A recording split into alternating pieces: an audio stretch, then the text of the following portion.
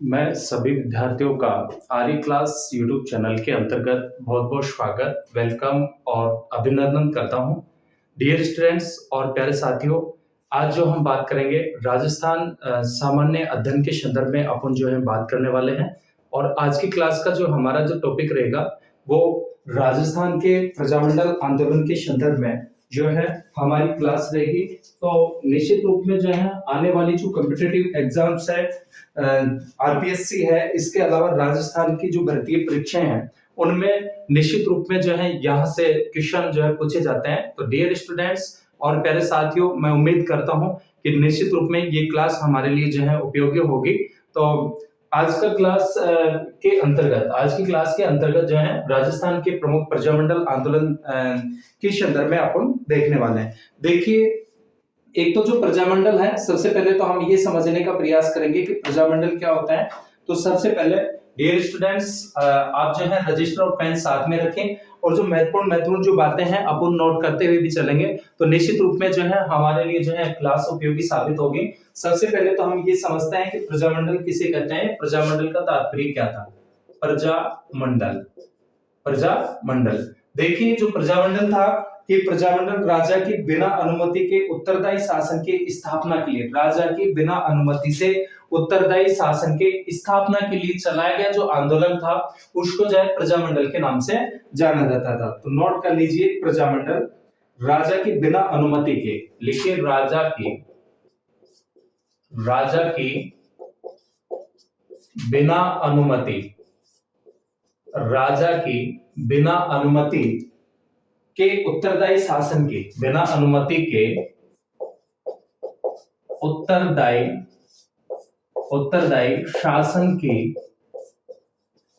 शासन की स्थापना के लिए, उत्तरदायी शासन के स्थापना के लिए चलाया गया आंदोलन। ठीक है, चलाया गया आंदोलन क्या कहलाया, जो है ये प्रजामंडल कहलाया। ठीक है ना। प्रजामंडल का तात्पर्य क्या है, प्रजामंडल का जो सीधा सा जो अभिप्राय है या इसका जो मतलब था कि राजा की बिना अनुमति के जो है उत्तरदायी शासन के स्थापना के लिए चलाया गया जो आंदोलन था उसको किसके नाम से जाना जाता था, उसको प्रजामंडल के नाम से, किसके नाम से, प्रजामंडल के नाम से। ठीक है, एक तो प्रजामंडल थे और एक थी प्रजा परिषद। नेक्स्ट जो है हम प्रजा परिषद। देखिए, प्रजामंडल तो क्या था कि राजा की बिना अनुमति के उत्तरदायी, राजा की बिना अनुमति से या बिना अनुमति के उत्तरदायी शासन की स्थापना के लिए जो चलाए गए जो आंदोलन थे उनको किसके नाम से जाना गया, प्रजामंडल के नाम से। किसके नाम से, प्रजामंडल के नाम से। और जो प्रजा परिषद थी, प्रजा परिषद जो थी मुख्य रूप से इसका जो अभिप्राय था कि किसी रियासत के राजा की अनुमति से, ठीक है, ध्यान रखना, किसी राजा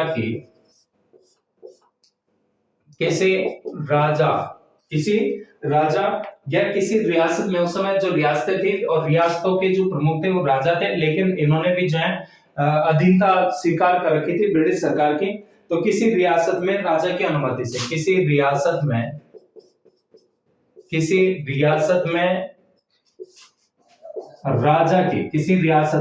राजा की अनुमति से, किसी रियासत में राजा की अनुमति से उत्तरदायी शासन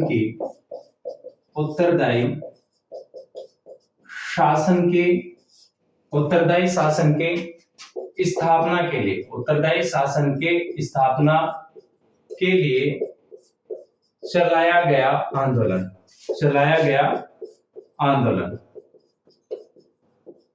ठीक है, चलाया गया आंदोलन, यानी हम बात कर रहे हैं राजस्थान के प्रजामंडल आंदोलन। प्रमुख रूप से कि प्रजामंडल का तात्पर्य क्या था, प्रजामंडल का अभिप्राय क्या था और प्रजा परिषद से तात्पर्य क्या था।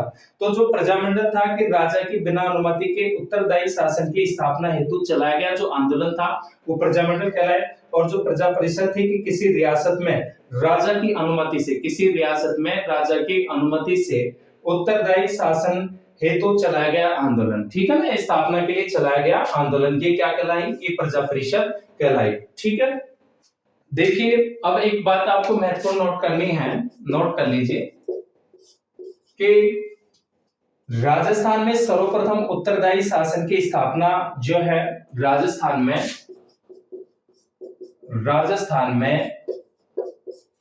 उत्तरदायी शासन का मतलब होता है जवाबदेह शासन। उत्तरदायी शासन की स्थापना, राजस्थान में उत्तरदायी शासन की स्थापना जो है सबसे पहले 14 अगस्त 1947 को, कब शासन की स्थापना सर्वप्रथम 14 अगस्त 1900 कब 14 अगस्त 1947 को शाहपुरा के राजा, 14 अगस्त 1947 को शाहपुरा के राजा थे सुदर्शन देव। कौन थे? सुदर्शन देव थे। ठीक है ना, कि राजस्थान में सर्वप्रथम उत्तरदायी शासन की स्थापना 14 अगस्त 1947 को शाहपुरा के राजा सुदर्शन देव के द्वारा की गई। किसके द्वारा की गई? शाहपुरा के राजा सुदर्शन देव के द्वारा की गई। किसके द्वारा? सुदर्शन देव के द्वारा की गई। ठीक है ना, ये आपको विशेष रूप से ध्यान रखना है। देखिए, हम बात कर रहे हैं राजस्थान में प्रजामंडल आंदोलनों के संदर्भ में, या राजस्थान के जो प्रजामंडल आंदोलन थे। सबसे पहले तो हमने ये देखा कि प्रजामंडल का तात्पर्य या अभिप्राय क्या था। तो जो प्रजामंडल का जो मतलब था कि एक राजा के बिना अनुमति से, राजा से बिना अनुमति लिए और उत्तरदायी शासन की स्थापना के लिए चलाए गए जो आंदोलन थे वो प्रजामंडल के नाम से जाने गए। और जो प्रजा परिषद थी कि किसी रियासत में राजा की अनुमति से उत्तरदायी शासन की स्थापना के लिए चलाए गए जो आंदोलन थे वो किसके नाम से जाने गए? प्रजा परिषद के नाम से। विशेष ध्यान रखना है कि राजस्थान में उत्तरदायी शासन की जो स्थापना है सर्वप्रथम 14 अगस्त 1947 को शाहपुरा के राजा जो थे उस समय इस रियासत के सुदर्शन देव थे, उनके द्वारा जो है उत्तरदायी शासन की क्या की जाती है? स्थापना की जाती है। ठीक है, तो अब अपन महत्वपूर्ण देखेंगे। तो सबसे पहले आपने 3 बातें जो है आप नोट कर लीजिए। एक तो प्रजामंडल और एक प्रजा परिषद, और सर्वप्रथम जो है उत्तरदायी शासन की स्थापना कहाँ की जाती है, किसके द्वारा की जाती है? तो उत्तरदायी शासन की स्थापना सबसे पहले 14 अगस्त 1947 को शाहपुरा के राजा सुदर्शन देव के द्वारा की जाती है। ठीक है डियर स्टूडेंट्स, राजस्थान जीके के संदर्भ में जो है ये महत्वपूर्ण जो है क्लास है, और बेहतर से बेहतर कंटेंट अपलोड करने का जो है मेरा लगातार जो है प्रयास रहेगा। और मुझे और अधिक मोटिवेट करने के लिए आपका लाइक और शेयर जो है मेरे लिए महत्वपूर्ण है। तो अगर क्लास आपको अच्छी लग रही है तो निश्चित रूप में जो है आप क्लास को लाइक करें और शेयर करें। ठीक है, आगे बात करते हैं अपन जो है महत्वपूर्ण जो प्रजामंडलों की जो स्थापना है और कहाँ कब कब जो है स्थापना हुई उसके संदर्भ में अपन जो है बात करेंगे। तो सबसे पहले तो अपन बात करेंगे 1931 में। ठीक है ना, एक तो देखिए चार्ट बना लीजिए 1931 कब? 1931 में, उसके बाद में 1934। एक तो 1931, उसके बाद में 1934, और इसके बाद में जो है 1936, इसके बाद में 1938, 1939 और 42। 1938 के बाद में 1939 कब आएगा? देखिए, एक तो 1931 में 1934, 1936 और 1938, उसके बाद में 1939 और इसके बाद में 1942। ठीक है, तो ये चार्ट के माध्यम से अपन देखेंगे, फिर विस्तार से बात करेंगे प्रजामंडलों के संदर्भ में कि कहाँ जो है किस के द्वारा इनके संस्थापक कौन थे, और इसके संदर्भ में अपन देखने वाले हैं। तो सबसे पहले 1931 में बात करते हैं। 1931 में जो प्रजामंडल की जो स्थापना हुई, इसके बाद में 1942 के बाद में फिर अपन और देखेंगे 1944, 45 और 46। ठीक है, तो ये तो आपको ये ध्यान रखना है मुख्य रूप से जो है 1942 तक। उसके बाद में जो है फिर हम जो बात करेंगे 1942 के बाद में 1944 और इसके बाद में जो है 1945 और 1946। ठीक है, तो 1931 में जो प्रजामंडलों की स्थापना हुई कहां पे? एक तो जयपुर में और एक बूंदी में। जयपुर जे और एक बी। ठीक है ना, जैसे क्या बना? जयपुर और इसके अलावा जो है बूंदी। जयपुर और बूंदी में जो है प्रजामंडल की क्या होती है, स्थापना होती है। और उसके बाद में जो है 1934 में हाड़ौती और मारवाड़, यानी हा और मा, हा से क्या बना, हाड़ौती, हा से हाड़ौती, हाड़ौती और मा से बना जो है, इसके अलावा मा से क्या बना, मारवाड़, ठीक है ना, मारवाड़। एक तो हाड़ौती, हा मा, हा से हाड़ौती और मा से क्या बना, मारवाड़। और उसके बाद में 1936 में बीकानेर और धौलपुर में, बीकानेर, बीकानेर व धौलपुर, बीकानेर व धौलपुर में।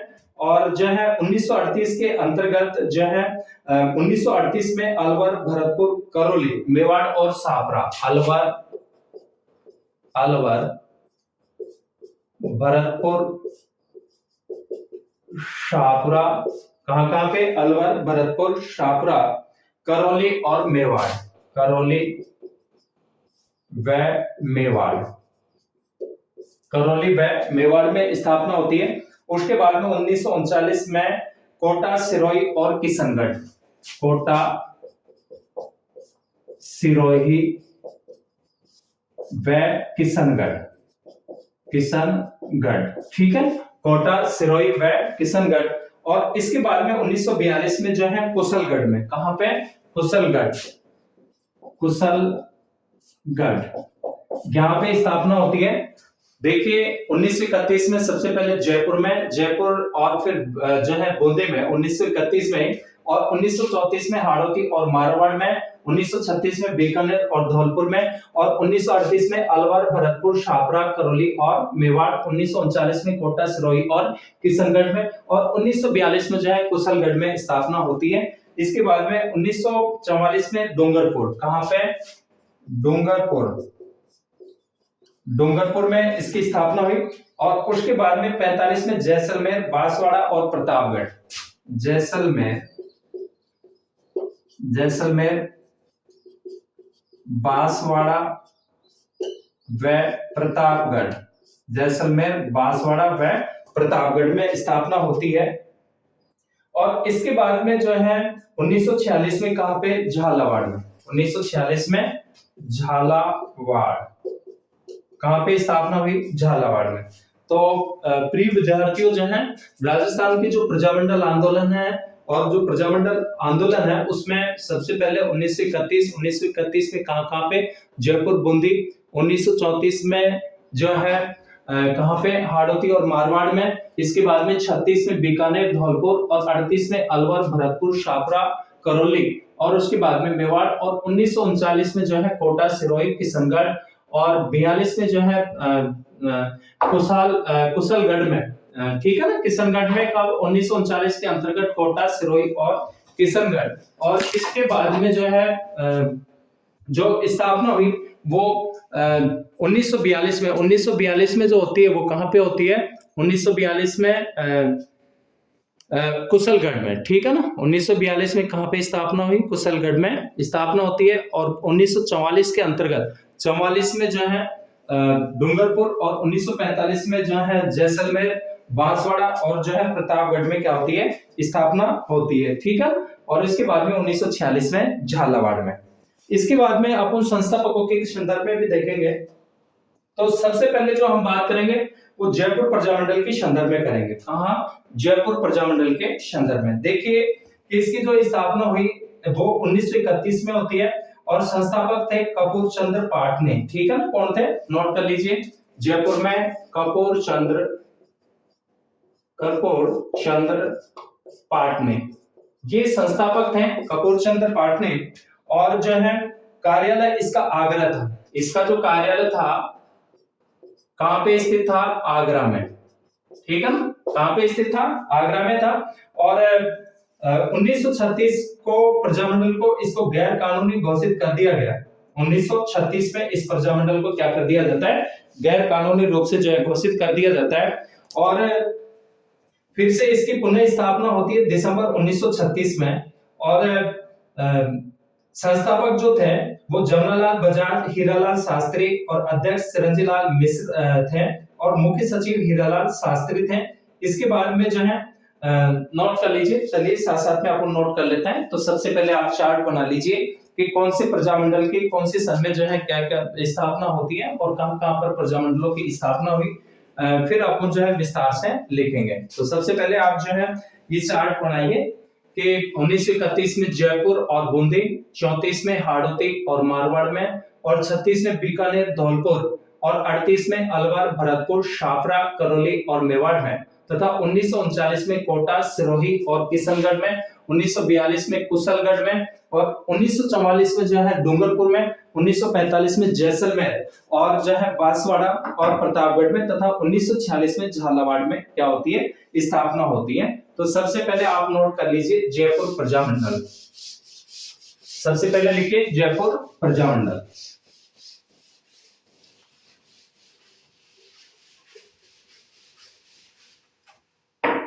जयपुर प्रजामंडल, जयपुर प्रजामंडल, जयपुर प्रजामंडल। इसमें नोट कीजिए, एक तो लिखिए स्थापना। इसकी जो स्थापना है कब हुई थी? स्थापना 1931 में। स्थापना कब होती है? 1931 में होती है। और जो है इसके जो संस्थापक थे कर्पूर चंद्र पाटनी थे। संस्थापक की बात करें, संस्थापक कर्पूर चंद्र पाटनी, ये क्या थे? संस्थापक थे कर्पूर चंद्र पाटनी। और इसका जो कार्यालय था वो आगरा में था। कार्यालय कहां पे था? आगरा में। ठीक है ना? इसका कार्यालय कहां पे था? आगरा, जो कि उत्तर प्रदेश में पड़ता है। और 1936 में इसे गैर कानूनी घोषित कर दिया जाता है। 1936 में इसे गैर कानूनी घोषित किया गया। इसे गैर कानूनी घोषित किया गया। ठीक है। इसके बाद में जो है इसकी पुनः स्थापना होती है दिसंबर 1936 में। ठीक है ना? दिसंबर 1936 में पुनः स्थापना, इसकी दोबारा से क्या होती है? स्थापना होती है। ठीक है, पुनः स्थापना होती है। और इसमें जो संस्थापक थे कौन कौन थे? जमनालाल बजाज और हीरालाल शास्त्री। इसके संस्थापक बाद में हम बात करें तो संस्थापक जो थे, एक तो जमनालाल बजाज व हीरालाल शास्त्री। जमनालाल बजाज व हीरालाल शास्त्री, ये इसके क्या बने? संस्थापक बने। ठीक है, दोबारा से इसकी क्या होती है? स्थापना होती है। और जो है इसके जो संस्थापक बने कौन कौन बने? जमनालाल बजाज व हीरालाल शास्त्री क्या बने? इसके संस्थापक बने। ठीक है। और उसके बाद में जो है इसके अलावा जब हम देखते हैं कि ये प्रमुख संस्थापक थे, और अध्यक्ष जो थे चिरंजीव लाल मिश्र को बनाया गया। अध्यक्ष जो बनाया गया इसमें, अध्यक्ष चिरंजीव लाल, अध्यक्ष चिरंजीव लाल जो है शास्त्री बने। ठीक है ना? सॉरी, चिरंजीव लाल क्या बने? चिरंजीव लाल मिश्र इसके क्या बने? अध्यक्ष बने। और जो है इसके बाद में मुख्य सचिव हीरालाल शास्त्री थे। इसमें जो मुख्य सचिव थे, मुख्य सचिव हीरालाल शास्त्री। मुख्य सचिव कौन बने? हीरालाल शास्त्री बने। और देखिए इसके बाद में अपन जो बात करते हैं हीरालाल शास्त्री, मुख्य सचिव कौन बने? हीरालाल शास्त्री बने। ठीक है, हीरालाल शास्त्री मुख्य सचिव बने। इसके बाद में हम बात करते हैं जयपुर लोक समिति अधिनियम 1939। और देखिए जयपुर लोक समिति अधिनियम जो 1939 था, इसके तहत प्रजामंडल को पंजीकृत करवाना अनिवार्य कर दिया गया। इस अधिनियम के द्वारा 1939 का जो जयपुर लोक समिति अधिनियम था कि पंजीकृत करवाना अनिवार्य कर दिया। और जयपुर प्रजामंडल की जो पंजीकरण होता है वो 24 अप्रैल 1940 को हुआ। ठीक है ना? कब हुआ? इसका जो पंजीकरण है, पंजीकरण की बात करें, पंजीकरण, और जो पंजीकरण होता है कब होता है? 24 अप्रैल। कब हुआ इसका पंजीकरण? सॉरी, 2 अप्रैल 1940 को। कब होता है? 2 अप्रैल 1940 को जो है ये पंजीकृत हुआ। और जो है इसके इसके अलावा जयपुर राजस्थान का प्रथम प्रजामंडल था जिसको पंजीकृत किया गया। ये ध्यान रखना डियर स्टूडेंट्स कि जयपुर जो प्रजामंडल था ये राजस्थान का प्रथम प्रजामंडल था जिसको जो है पहली बार जो है जिसको पंजीकृत किया गया, जिसको प्रथम प्रजामंडल जिसको पंजीकृत किया गया, अर्थात रियासत का द्वारा इसको संरक्षण प्रदान किया गया। जो रियासत थी उसके द्वारा संरक्षण इसको प्रदान किया गया। और जयपुर प्रजामंडल का जो प्रथम अधिवेशन होता है ये 8 और 9 मई 1941 को स्थान जयपुर में हुआ। ठीक है ना, इसका जो प्रथम अधिवेशन हुआ कहां पे हुआ? जयपुर में हुआ। कब हुआ? 8 और 9 मई 1941 को। और इसमें जो अध्यक्षता की जमनालाल बजाज के द्वारा इसमें क्या की जाती है? अध्यक्षता की जाती है। इसके बाद में एक एग्रीमेंट होता है, समझौता होता है जिसे जेंटलमैन एग्रीमेंट कहा गया 1942 में। जेंटलमैन जो अधिनियम जेंटलमैन एग्रीमेंट एक समझौता था 1942 में होता है। हीरालाल शास्त्री व सर मिर्जा इस्माइल के बीच में होता है। ठीक है ना, हीरालाल शास्त्री और सर मिर्जा इस्माइल के बीच क्या हुआ? एक समझौता हुआ। और यह समझौता हीरालाल शास्त्री और जयपुर के जो प्रधानमंत्री थे सर मिर्जा इस्माइल के बीच में हुआ। शर्तें जो थी इसकी प्रमुख कि प्रजामंडल द्वारा महाराजा के खिलाफ कोई प्रत्यक्ष कार्रवाई नहीं की जाएगी। किसके द्वारा? प्रजामंडल के द्वारा। एक तो इस बात पर जो है शर्त हुई और इसके अलावा सरकार के द्वारा कि प्रजामंडल संचालन हेतु सहयोग प्रदान किया जाएगा और प्रजामंडल आंदोलनकारी भारत छोड़ो आंदोलन में भाग नहीं लेंगे। ये इसकी जो है शर्त थे कि प्रजामंडल के जो आंदोलनकारी थे वो भारत छोड़ो आंदोलन में भाग नहीं लेंगे। ठीक है ना। इसके बाद में आजाद मोर्चे के संदर्भ में देखते हैं जिसकी स्थापना 1942 में। और आजाद मोर्चे के जो संस्थापक थे बाबा हरिश्चंद्र थे। अन्य की बात करें तो रामकरण जोशी, दौलतमंद भंडारी। उद्देश्य जो था कि जेंटलमैन एग्रीमेंट का क्या करना था? विरोध करना था। इसके बाद में देवी शंकर तिवारी जी जयपुर सरकार के मंत्री थे और जो है ये मंडल में शामिल होते हैं। बद्रीनारायण जो खौरजी थे ये प्रजामंडल के संदेशवाहक नियुक्त किए गए और प्रजामंडल की प्रगतिशील दल का गठन चिरंजीव लाल मिश्र के द्वारा किया गया। और जो जयपुर प्रजामंडल का जो गीत था वो प्रमुख रूप से जो थे कि सपनों आयो हीरालाल शास्त्री और नथमल के कटले में आया करो। ये जो है प्रत्यक्ष जीवन शास्त्र पर आधारित जो है इनके ये प्रमुख प्रजामंडल के दो प्रमुख क्या थे? गीत थे। और संबंधित जो महिलाएं थी एक तो रत्ना शास्त्री और एक दुर्गा देवी शर्मा, ये इनसे संबंधित क्या थी? महिलाएं थी। तो ये जो डियर स्टूडेंट्स हमने बात की जयपुर प्रजामंडल के संदर्भ में बात की और अब हम जो बात करेंगे बूंदी प्रजामंडल के संदर्भ में बात करेंगे। ठीक है ना, तो आप नोट कर लीजिए। निश्चित रूप में जो है डियर स्टूडेंट्स आने वाली जो कॉम्पिटिटिव जो एग्जाम्स हैं, प्रतियोगी परीक्षाएं हैं, उन परीक्षाओं में जो है हमारी जो क्लास है ये जो हम टॉपिक पढ़ रहे हैं निश्चित रूप में जो है हमारे लिए उपयोग महत्वपूर्ण होंगे और निश्चित रूप में जो है यहाँ से क्वेश्चन भी जो है पूछे जाते हैं। तो जो है साथ साथ में आप नोट करते रहें ताकि आप जो है बाद में भी उसको नोट्स के रूप में जो है अपन पढ़ सकें।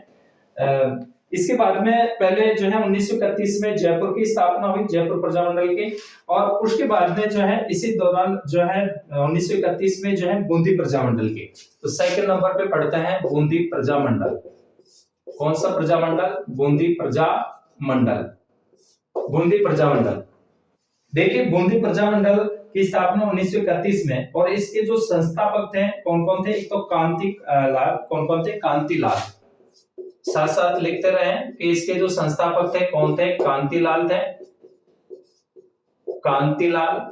इसके अलावा जो है कांतिलाल के अलावा जो है ऋषिदत्त मेहता। कौन थे? ऋषिदत्त मेहता और ब्रज सुंदर शर्मा।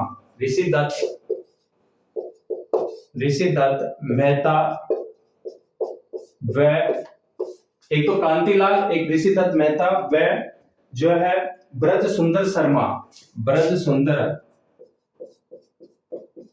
शर्मा ये प्रमुख क्या थे? ये संस्थापक थे किसके? बूंदी प्रजामंडल के। और जो है 1942 में भारत छोड़ो आंदोलन में भाग लेने के कारण इसे गैर कानूनी प्रजामंडल घोषित कर दिया गया। ठीक है, कब? 1942 में। 1942 में भारत छोड़ो, 1942 में भारत छोड़ो आंदोलन में, भारत छोड़ो आंदोलन में नोट कर लीजिए कि 1942 में भारत छोड़ो आंदोलन में भाग लेने के कारण इसे गैर कानूनी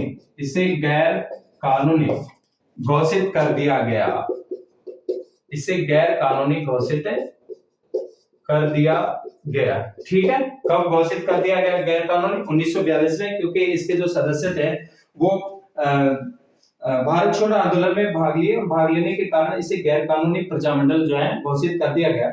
उसके बाद में बूंदी प्रजा परिषद की भी स्थापना होती है और बूंदी जो प्रजा परिषद की जो स्थापना हुई वो 19 जुलाई 1944 को होती है और जो संस्थापक थे ये ऋषिदत्त मेहता थे। ठीक है ना। इसके बाद में हम बात करते हैं हाड़ौती प्रजामंडल की। तीसरे नंबर पे जो हम बात करते हैं हाड़ौती प्रजामंडल की, जिसकी स्थापना कब हुई थी? 1934 में। तो नोट कर लीजिए तीसरे नंबर पे हाड़ौती प्रजामंडल। हाड़ौती प्रजामंडल, कौन सा प्रजामंडल? हाड़ौती प्रजामंडल। इसकी स्थापना कब हुई थी? 1934 में। ठीक है ना। चार्ट बनाया आपने, चार्ट के माध्यम से आपने जो है प्रमुख सन नोट की है कि कौन सी सन के अंतर्गत जो है कौन कौन से प्रजामंडल के जो है स्थापना हुई। और डियर स्टूडेंट्स और प्यारे साथियों, प्रजामंडल का जो अर्थ था, प्रजामंडल क्या था कि राजा की बिना अनुमति के लिए राजा से बिना अनुमति के उत्तरदायी शासन की स्थापना के लिए चलाए गए जो आंदोलन थे उनको प्रजामंडल के नाम से जाना जाता है। और जो प्रजा परिषद थी कि किसी रियासत में राजा की अनुमति से उत्तरदायी शासन की स्थापना के लिए चलाए गए जो आंदोलन थे उसको किसके नाम से जाना जाता है? प्रजा परिषद के नाम से जाना जाता है। तो हाड़ौती प्रजामंडल की जो स्थापना 1934 में होती है और इसका जो संस्थापक थे पंडित नैनोराम शर्मा। ध्यान रखना, पंडित नैनोराम कौन थे? पंडित नैनोराम शर्मा थे। और जो है पंडित नैनोराम शर्मा ने हाड़ौती शिक्षा मंडल का गठन किया और जो है हाड़ौती क्षेत्र में जन जागृति का जो श्रेय है वो पंडित नैनोराम शर्मा को दिया जाता है। इसके बाद में मारवाड़ प्रजामंडल, और मारवाड़ प्रजामंडल की स्थापना जो होती है वो भी 1934 में होती है। 1934 में। और कौन सी प्रजामंडल की स्थापना होती है? मारवाड़ प्रजामंडल की। ठीक है, कौन से प्रजामंडल के? मारवाड़ प्रजामंडल की। और मारवाड़ प्रजामंडल की स्थापना 1934 में। इसके जो संस्थापक थे जयनारायण व्यास और शंकरलाल सर्राफ, भंवरलाल सर्राफ। कौन कौन थे? जयनारायण व्यास, जयनारायण व्यास एक तो ये थे, और इनके अलावा भंवरलाल सर्राफ, भंवरलाल सर्राफ, और इनके अलावा जो है चांदमल सुराणा। ठीक है, जयनारायण व्यास, भंवरलाल सर्राफ और चांदमल सुराणा, ये जो है प्रमुख क्या थे? संस्थापक थे। चांदमल सुराणा ये प्रमुख जो है इसके संस्थापकों में थे। एक आनंदमल सुराणा थे। और मारवाड़ में जन जागृति हेतु प्रथम जो है प्रथम सभा या संस्था थी। एक इसके संदर्भ में विशेष ध्यान रखना है कि मारवाड़ में जन जागृति के लिए प्रथम संस्था थी। ठीक है ना। कहां पे? मारवाड़ में। मारवाड़ में जन जागृति के लिए प्रथम क्या थी? संस्था थी। प्रथम क्या थी? संस्था थी। प्रथम क्या थी? संस्था थी। और इसके बाद में जो है कि एक जो है सभा की भी स्थापना होती है। एक मारवाड़ जो हितकारिणी सभा थी 1918 में, और संस्थापक चांदमल सुराणा थे। 1923 में जयनारायण व्यास द्वारा पुनः जो है इसको क्या किया गया? स्थापित किया गया। और एक मारवाड़ का तोल आंदोलन 1920 से 21 में चला, नेतृत्व तो चांदमल सुराणा ने किया।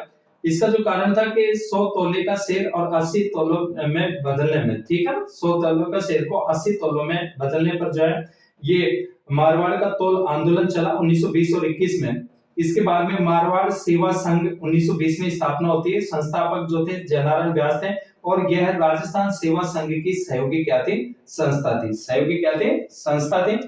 राजभक्त हितकारिणी सभा 1925 में, संस्थापक सर सुखदेव प्रसाद थे और यह संस्था सरकार के पक्ष में थी। अखिल भारतीय देशी राज्य लोक परिषद की स्थापना 1927 में होती है, स्थान मुंबई में, और संस्थापक थे रामचंद्र राव। और मारवाड़ राज्य लोक जो परिषद थी 1929 में, संस्थापक मारवाड़ राज्य लोक परिषद के जो संस्थापक थे वो कौन थे? जयनारायण व्यास थे। और मारवाड़ यूथ लीग की स्थापना 1931 में। संस्थापक भी जयनारायण व्यास और मारवाड़ का प्रथम राजनीतिक संगठन था कौन सा? Marwar youth league. ठीक है ना। उसके बाद में बाल भारत सभा 1931 में, और बाल भारत सभा के संस्थापक भी जयनारायण व्यास थे। 1936 ईस्वी में मारवाड़ में कृष्णा दिवस जो है मनाया गया, दीवान मनाया गया। 1936 में सुभाष चंद्र बोस, विजय लक्ष्मी पंडित का मारवाड़ में क्या होता है? आगमन होता है। मारवाड़ में क्या होता है? आगमन होता है। ठीक है। और इससे संबंधित जो महत्वपूर्ण बातें अपन जो लिखते हैं, नेक्स्ट नोट कीजिए कि मारवाड़ लोक परिषद की स्थापना 16 मई 1938 में होती है। कब होती है? 16 मई 1938 में। और इसके जो संस्थापक थे जयनारायण व्यास थे। इसके बाद में श्री राजभक्त हितकारिणी सभा 20 मई 1938 को स्थापना होती है, और गणेश दास बोहरा इसके जो है संस्थापक थे। यह सरकार की पक्षधर संस्था थी। 1942 में भारत छोड़ो आंदोलन में भाग लिया किसने? श्री राजभक्त हितकारिणी सभा ने। और 1900 इसमें महिमा देवी जो किंकर थी, महिलाओं का नेतृत्व कर रहे थे। बाल मुकुंद बिस्सा जो कि पीलवा डीडवाना नागौर से थे, और 19 जून 1942 को भूख हड़ताल से शहीद हुए। इनको राजस्थान का बाबा जतिन दास भी बाबा क्या कहा जाता है? जतिन दास के नाम से भी इनको जाना जाता है। ठीक है। उसके बाद में जो है बीकानेर प्रजामंडल के इस संदर्भ में अपन बात करेंगे। डियर स्टूडेंट्स, नेक्स्ट क्लास के अंतर्गत जिसकी स्थापना होती है 1936 में। मिलते हैं अगली क्लास में इसके क्लास के सेकंड पार्ट के रूप में। तब तक सभी विद्यार्थियों का बहुत बहुत धन्यवाद।